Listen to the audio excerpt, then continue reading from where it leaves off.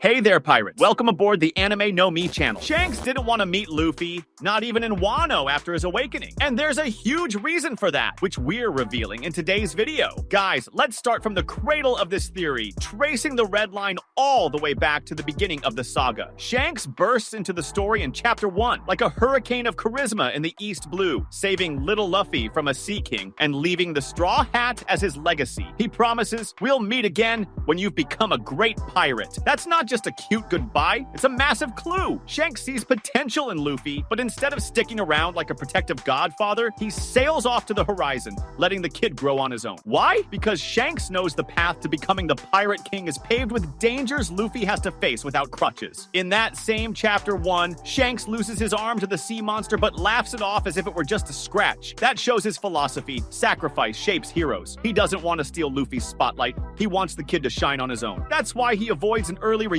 that could attract unwanted attention, like from the world government. Fast forward to the early arcs. Shanks is already showing that calculated distance. In Chapter 434, during his meeting with Whitebeard, Shanks mentions Luffy as a promising pirate but doesn't go after him. He warns about Blackbeard, showing he's watching the bigger board but avoids interfering directly with the Straw Hat's journey. That's not neglect, that's strategy. Shanks knows Luffy needs to gather allies, defeats, and victories to become Joy Boy. In Chapter 580, during Marineford, Shanks appears like a deus ex machina to stop the war, picking up Luffy's hat from the ground and handing it to Rayleigh. But Luffy's unconscious. He could have woken the kid up for a tearful reunion, but he doesn't. Why? Because he knows Luffy isn't ready for the weight of the One Piece yet. Shanks is protecting Luffy from himself, keeping him from running headfirst into ultimate danger before his time. Now, let's connect this to the enigma of Joy Boy, the beating heart of this theory. In Chapter 1044, Zunesha reveals that Luffy is the new Joy Boy, awakening Gear 5 as Nika, the god of freedom. Shanks, being a legendary pirate, must have known about this for years. After all, he was Roger's apprentice. And in Chapter 967,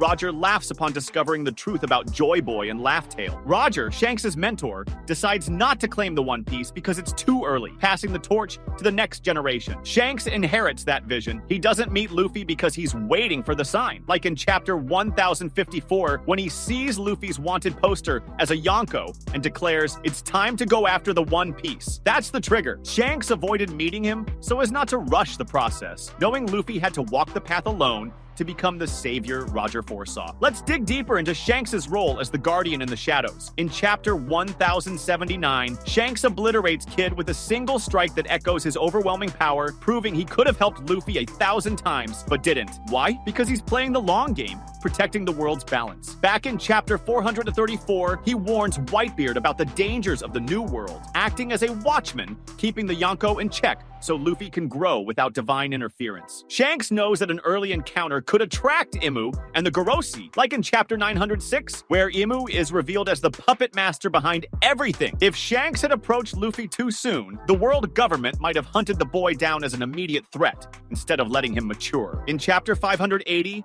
Shanks negotiates with the Marines to end the war, saving Luffy indirectly, but without direct contact. That's camouflaged protection. Looking back at earlier arcs to reinforce this red-haired plotline, in Chapter 1, Shanks plants the seed of freedom in Luffy, but sails away so he won't stifle his growth. In Chapter 434, his conversation with Whitebeard is full of hints. He talks about Luffy as the future, but doesn't go after him, prioritizing global balance. That's Shanks as the architect. He knows Joy Boy needs time, just like Roger waited. In Chapter 1054, after years apart, Shanks reacts to Luffy's progress and finally decides to step into the game. He avoided encounters so he wouldn't steal the spotlight or attract early predators. In Chapter 1079, his victory over Kid is a warning. Shanks is clearing the path for the true heir, but only now when Luffy's ready. Now, let's have some fun speculating about the final revelation. In a recent chapter, like Chapter 1126 in Elbaf, Shanks is nearby but still doesn't meet Luffy. Why? Because the red-haired pirate knows about the danger of Imu. Revealed in Chapter 906 as the eternal villain. With his connection to Roger, Shanks guards secrets of the One Piece that could overwhelm Luffy too soon. He waited until Luffy became a Yonko, as seen in Chapter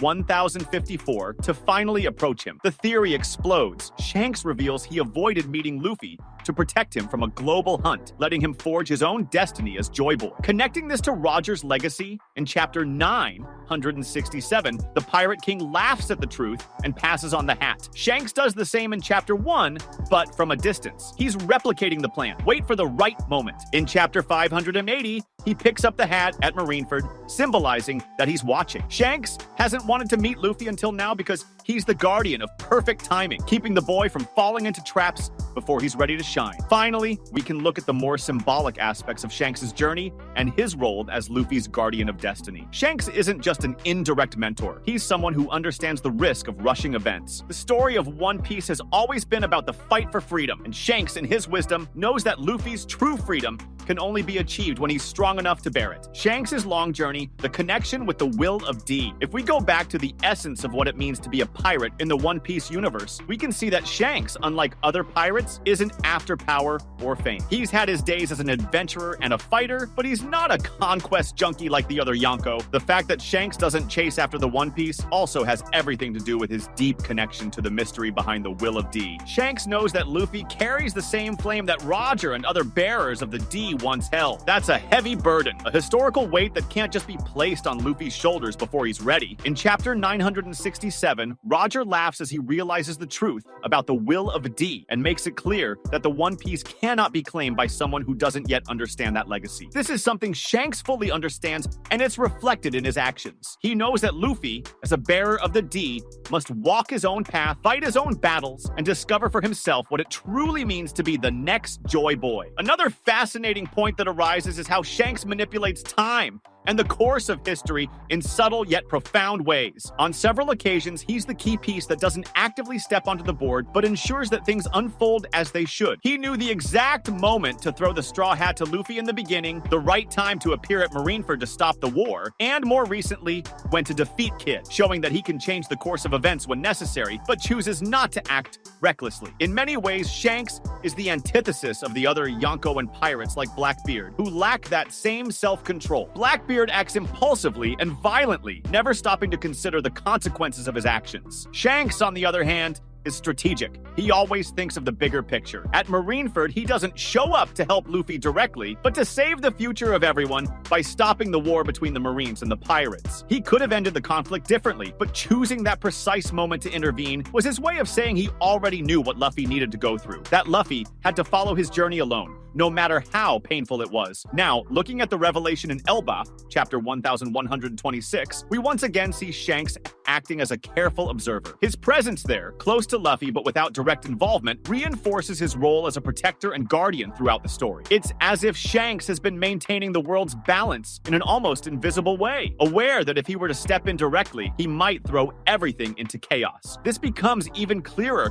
when we consider the growing danger represented by Emu, the true master behind the world government, and the global threat that Luffy now represents as he begins to gain powerful allies across the New World. Shanks knows that Luffy is about to clash with forces far greater than himself, forces capable of destroying the world's freedom. But he also knows this is a trial Luffy must face on his own. Elbaf, with its direct link to the history of the Giants and the ancient secrets it holds, could be the stage for Luffy's final great test. And once again, Shanks chooses not to interfere. Instead, he watches, waiting for the moment when Luffy will confront the truth about the world and the responsibility he bears as the new Joy Boy. What's most intriguing here is that Shanks, as someone who once sailed under Roger, likely already knows all the secrets that Luffy has yet to fully understand. Shanks' relationship with the will of D and Roger's legacy runs deep, perhaps even deeper and more mysterious than readers imagine. His hesitation to act directly may come from his understanding that Luffy must be the one to redefine what it truly means to carry the D and the freedom that comes with it. That was today's content. We hope you liked it and want to share your opinion on the subject. Don't forget to share the video, give it a thumbs up, and I'll see you in the next video. Take care and stay amazing.